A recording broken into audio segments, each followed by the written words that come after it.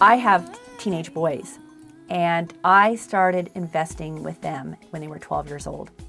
So ideally, the best time is when they're teenagers. I'm a big believer that those people who have been exposed to investing at an early age are going to be much more comfortable with the whole process as adults. So ideally, parents start teaching their kids when they're teenagers, open up a custodial brokerage account, help them choose stocks and mutual funds, and let them be a part of the process.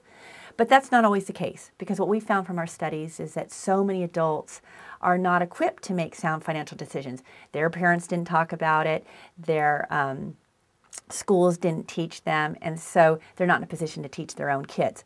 So the second best place to start investing is when you become in the workforce. When you're 22 years old and you work for a corporation that offers a 401k. In fact, our studies show that that's really when people begin to learn to invest. But then it's up to the corporation to provide financial education and literacy and encourage their employees to take advantage of this retirement vehicle.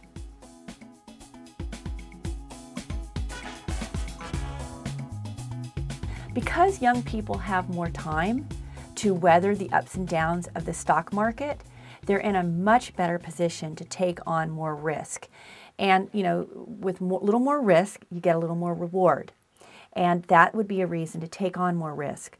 But again, it really depends on your, how much you can stomach it. Can you sleep at night when there are bigger dips in the market? Because if you do have a bigger percentage of stocks in your portfolio and we have a big down market, that your portfolio is going to react more so than, say, if you had less stock and more bonds. But again, over the long term, history shows that if you, take on a little more risk, you're going to get more return. But keep in mind, there is a sweet spot where if you take on a little bit too much risk, you're not going to get that much more return. So consider, at the very least, I'm going to say for a young person in their 20s, I would say, and again, it's very personal, at least 80% in a diversified stock portfolio for their retirement account, or for those accounts that they know they're not going to touch and they're going to build upon over the years, say for the next 40 years.